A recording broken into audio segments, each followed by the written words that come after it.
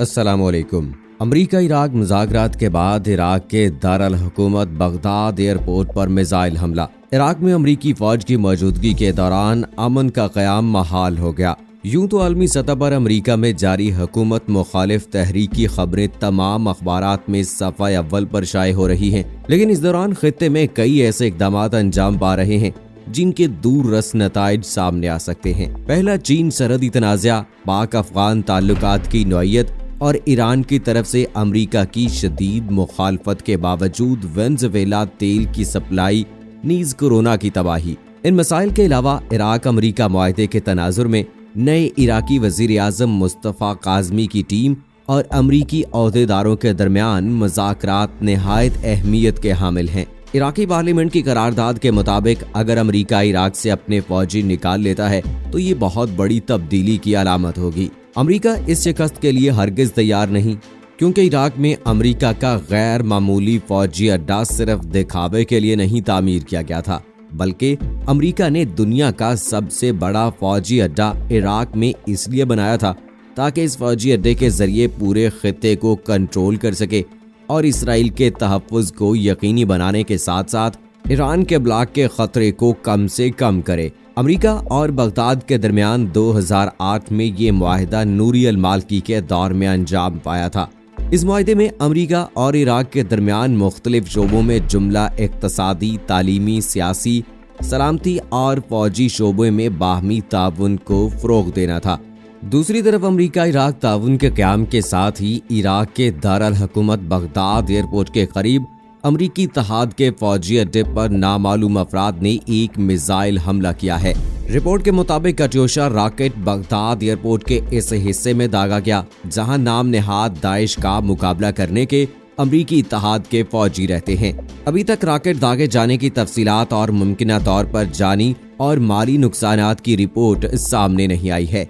IRIB ने Iraq की खबर ज़राए के हवाले से रिपोर्ट दी है कि काट्यूशा रॉकेट बगदाद एयरपोर्ट के उस हिस्से पर दागा गया जहां नाम नेहाद दाइश का मुकाबला करने के अमरीकी इत्तेहाद के फौजी रहते हैं। अभी तक रॉकेट दागे जाने की तफसीलात और मुमकिना तौर पर जानी और माली नुकसानात की रिपोर्ट सामने नहीं आई। गुज़श्ता हफ्तों के दौरान बगदाद में अमरीकी सिफारत खाने और इसी तरह अल्ताजी और अल बलद के अमरीका के फौजी अड्डों पर कई रॉकेट दागे गए। इस फौजी अड्डे पर इराकी फौज और अमरीका की क़यादत में आलमी इत्तेहादी फौज के दस्ते तैनात हैं। टीवी चैनलों की रिपोर्ट के मुताबिक इराकी फौज के मीडिया वार सेल की तरफ से जारी एक बयान में बताया गया है कि बगदाद के बैनुल अक़वामी हवाई अड्डे पर काट्यूशा मिसाइल दागा गया, ताहम इस हमले में किसी किस्म का जानी नुकसान नहीं हुआ। बयान में कहा गया है कि मिसाइल दारुल हुकूमत के मगरबी इलाके अबू गरीब के शुमाली कस्बे अल दहना से दागा गया। इराकी अवाम और इराक की सियासी और मजहबी जमातें इराक से फौरी तौर पर अमरीका के दहशतगर्द फौजियों का इनखला चाहते हैं और इराकी पार्लियामेंट ने भी इराक से फौरी तौर पर अमरीका के दहशतगर्द फौजियों के इनखला से मुताल्लिक करारदाद भी मुत्फिका तौर पर मंजूर की है।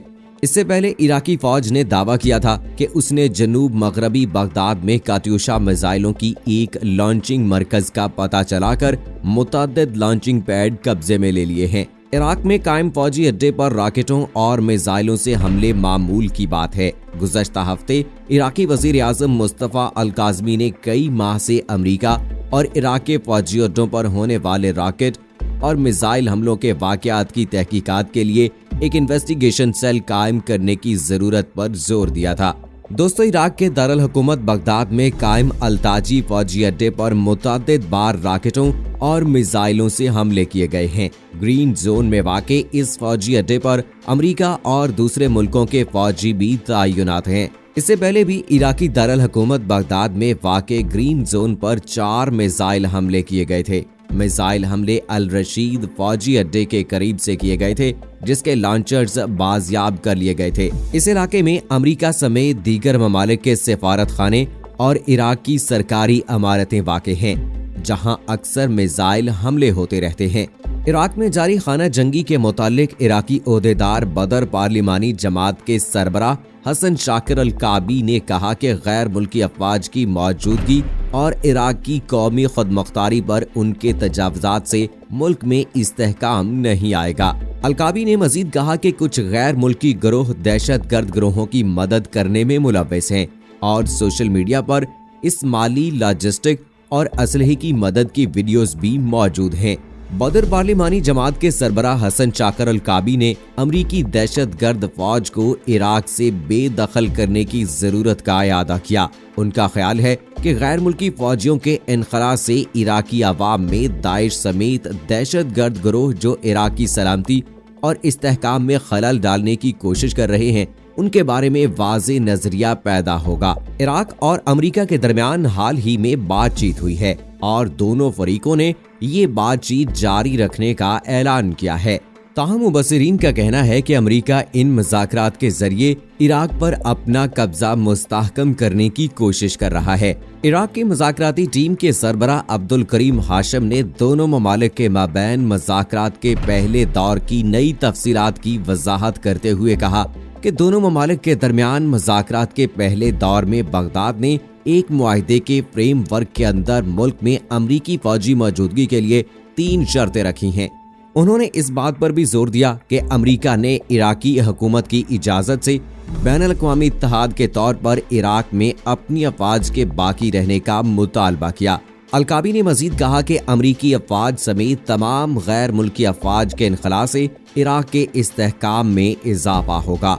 दोस्तों, उधर सऊदी अरब पर हौसी बागियों के ड्रोन और मिसाइल हमले के बारे में अंसारुल्लाह तंजीम के तर्जुमान का बयान सामने आया है। यमन की इस्लामी तंजीम अंसारुल्लाह के तर्जुमान मोहम्मद अब्दुस्सलाम ने सऊदी अरब के अंदर हालिया कामयाब हमलों की तरफ इशारा करते हुए कहा है कि यमनी फोर्सेस की सऊदी अरब के अंदर हालिया कामयाब कार्रवाई का मकसद यमन पर सऊदी अरब की जारहियत और बर्बरियत को रोकना है। उन्होंने कहा कि यमनी फोर्सेस ने हालिया कार्रवाई खित्ते में अमन सबात और कुदरत के मुआवजे के सिलसिले में अंजाम दी है। मोहम्मद अब्दुस्सलाम ने कहा कि सऊदी अरब के वहशियाना और मुजरिमाना हवाई हमलों के बावजूद यमनी अवाम की इस्तकामत और पायदारी ने सऊदी अरब को शिकस्त और नाकामी से दो चार कर दिया है। यमनी अवाम के मुहासरे के बावजूद सऊदी अरब पर हमले सऊदी अरब की यमन पर मुसल्लत करदा जंग में इसकी शिकस्त का मजर है। अंसारुल्लाह के तर्जुमान ने कहा कि यमन के निहत्ते अवाम के खिलाफ सऊदी अरब की जारहियत और बर्बरियत को रोकना आलमी इदारों की जिम्मेदारी है। इससे पहले यमनी फौज के तर्जुमान याहिया सरी ने सऊदी अरब के अंदर यमनी फोर्स के चौथे दिफाई हमले को कामयाब करार दिया था। यमन के हौसी बागियों ने माजी में भी बारहा सऊदी अरब पर इस किस्म के हमले किए हैं, जिसके जवाब में सऊदी अफवाज ने यमन में इनके ठिकानों पर जबरदस्त फिजाई हमले किए। इन सऊदी हमलों में औरतों और बच्चों समेत यमन के बेशुमार आम शहरी हलाक हो चुके हैं, जिसके बाद सऊदी हुकूमत पर शदीद तनकीद होती रही है। सऊदी हुकूमत का इल्जाम है कि हौसी बागियों को ईरान की पुष्ट पनाही हासिल है।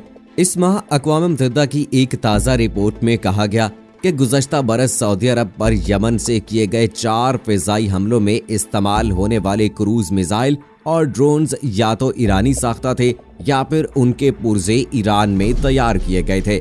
ईरान इन इल्जामात की नफी करता है। हौसी मलेशिया ने सितंबर सन 2014 से यमन के दारुल हुकूमत सेना पर अपना कंट्रोल कायम कर रखा है। यमन में खाना जंगी ने मुल्क की मईशत को पहले ही तबाह कर रखा है। इस इंतहाई गरीब अरब मुल्क में महंगाई बहुत ज्यादा है, जबकि गुर्बत और भूख कई गुना बढ़ चुकी है।